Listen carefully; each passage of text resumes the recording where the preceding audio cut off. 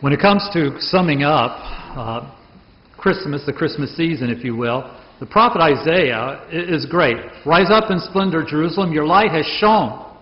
The glory of the Lord shines upon you. See that the darkness that covers the earth, and there is a darkness that covers the earth, and there's thick clouds over all the peoples, but upon you, the Lord has shone. And because of that, now you can navigate through the darkness and the clouds. And as you do so, you will be a light to other nations.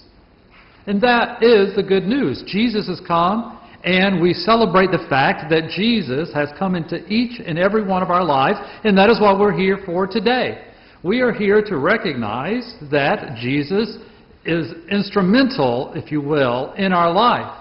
And we just celebrated Jesus' birth, which means now this light has shone upon us, and each and every one of us in this chapel right now is a light of Christ's life. We are commanded by Isaiah to go forth. We are kind of like that nation if we want to kind of expand out. It's kind of spooky to do it that way. Sometimes it's better to go individual, but we can expand it to each and every one of us is a called nation. Each and every one of us is like a Jerusalem where Jesus says, I have chosen you. You are my special one. And now you are to go forth. Now, the thing that we have to realize is that as we go forth, we're going to go through some darkness and some clouds. This is just the way life is. I wish that the Christmas season got rid of all of that, and that's kind of like what we hope. You know, we all have that Christmas vision, and we all say it, where we're all going to live in peace, but deep down inside we know that that is just not going to happen. We say it, and we hope it, but most of us are realists, and then we realize, well, not really, because there is thick clouds and darkness. And at times, let's face it, we choose the darkness and we can choose the thick clouds. In other words, we don't try to help the world sometimes, and even in our own sinfulness, we add to the darkness, or we kind of make clouds, if you will. But nonetheless, this is important. Nonetheless, even through all of that, and yes, even when we do sin, and even yes, when we do wrong, even though all of that happens, Jesus has come into the world, and we, and all of us, each and every one of us, can be a light. And we can allow ourselves, we can cooperate with that light, and allow ourselves to be this beacon of Christ's hope. That's the good news. Now, is it going to happen worldwide? Not during our lifetime. But we cannot let that discourage us from daily, when we wake up, to make a concerted effort to be bright. And it requires, when we wake up, the moment when we wake up and realize that you're still alive, and we're going to go about our daily business and say, okay, I'm still here. Now what? And the good news is that we can have that light of Christ with us. We can choose, and we must choose. Because if we don't choose the light, let me tell you, the darkness and the clouds come in pretty quick. They're always there. They kind of follow us around too. But we do not have to let it control us. We do not have to let the evilness or the badness, people's other sinfulness, we do not have to let that control our life. We can allow Jesus really to set the tone, to set the agenda, if you will. However, today though, now that's the good news, and now today we are challenged and we are warned about something. And we're going to have to get to that now. All right. That's the good news. So here we go. Here comes the hard news of the Epiphany. Because, in a sense, everything I just said, where everything is so great, and it can be great, and we can be Christ-like, even when I'm saying that, it is a challenge. And it's not as easy to be that way. And two things we have to face. One is King Herod. The Magi, 3 kings, 3 wise men, whatever you want to call them, they arrive in Jerusalem. And they say, we are here to pay homage to the newborn king of the Jewish people. King Herod, obviously, does not react well to that.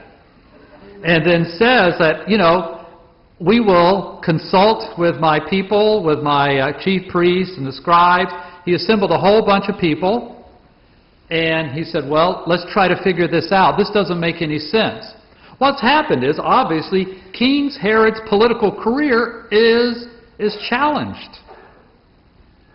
And who wants to give that up? Now, there's a part of us that says, sure, look at bad King Herod, but wait a minute. Wait a minute. Every one of us in this chapel is a control freak in one way or another. We have our ways of getting through life. All of us in this chapel have set up a system by which we make it through the day. And this is not good or bad, it just is. To be a human being, we need this structure to get us through the day. And that's what Herod had. Now, on a grander scale, he was a king. So he was living large and having all this power and all this authority. Suddenly, these 3 strangers come and shake that. He reacts like I think all of us would react. I would like to think that, if I had that kind of political power, that I'd be all beneficent and all just wonderful. No. None of us would be that way. No. It's nice to think that, and we all can think it because we don't have the power. But the moment we have it, we know through history how we will be, because we are no different than King Herod. So before we throw him under the bus and say, bad King Herod, let us beware that Herod is here to speak to us today, to realize in our hearts and in our lives that we like to set our own agenda, and that includes God. We all have our relationship with God. We all have our personal relationship with Jesus. But sometimes we manipulate that. And there's parts of our life that Jesus can fit in very nicely. Oh, this is nice, Jesus. You can be here. We're sitting around the table. Let's all give a prayer. That's easy. It's easy to pray to Jesus around the dinner table or some other big, nice event. Oh, sure, let Jesus in. And He is welcome. And it's okay because that's where I want Him. In these areas. Because, once again, I am setting the agenda here. There are certain areas where Jesus is really not allowed. Or if He is allowed, I don't really like Him there. And it's unpleasant. I have people that I don't like. I have people that I probably should forgive. I have some unresolved things. We all do. And along comes Jesus, and it's not so comfortable there. And we don't want Jesus there.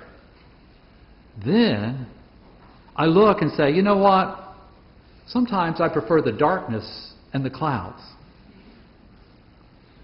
I don't want that light in here because I am more comfortable in the darkness and in the clouds than I am in the light in certain places.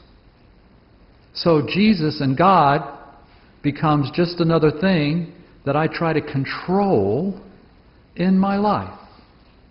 And I do it quite well. We all do it well. And it's okay. But Herod today comes and speaks to us quite plainly. Be careful. Be careful about the power and the control that you seek. because you can end up not doing a thing. And sure enough, look what Herod does. Nothing. In a sense that he does not go out. Notice it's the Magi who are traveling. King Herod stays. Doesn't move. You know, he does committees and he has meetings. And this is what we do when we're in control. When we don't want to face something, we can have meetings over something. And that's exactly what King Herod did, and that's exactly what we can do in our life as well. Therein lies the warning. The Magi give us the challenge. The challenge to actually get up and move and follow a star for no apparent reason. Or they think something, but they're not quite sure. And they're going to have to travel into and through a land that they know not. A strange land. But they risk a lot. And they may take that risk, saying, we will follow the light. And sure enough, that's exactly what they did. They challenge each and every one of us to realize that Jesus, who is this light come into the world, is now beckoning us forward into territory that is strange to us. And that strangeness can be anything from forgiveness, because forgiving people is a strange place sometimes. It's not comfortable. Who wants to be in that position? Or to help people whom we do not like or whom we don't know about, to actually risk our life and risk who we are to go and help or do something. That's exactly what the Magi is challenging us, saying, listen, we followed that star. And what did they find? They found Jesus, Mary, and Joseph. Not a big thing. Nothing big and grand, you know. Not like the movies where, you know, it's all big and something like that. No, they just, oh, here he is. This is it. I came all this way for this, which is Jesus, Mary, and Joseph. And that's enough. That's exactly what we came for. That's exactly what Jesus wanted them to come for. That's exactly what our life is to be.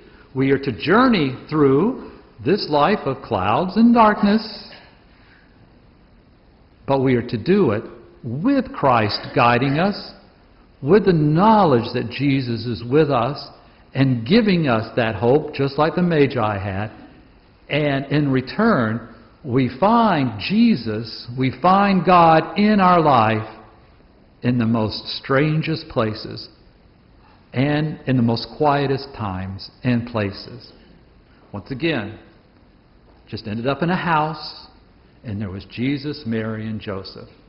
If we dare follow God, if we dare to walk out of our own clouds and our own darkness, if we take the challenge and we listen to the warning of Herod and we say, okay, Herod, I will follow the Magi. If we follow that Magi, we will find Jesus in the most unusual areas, and that is in the lives of the people around us. So on this, the Feast of the Epiphany, let us go forward like the Magi, not knowing where we're ending up, but if we follow, we know that Jesus will be there.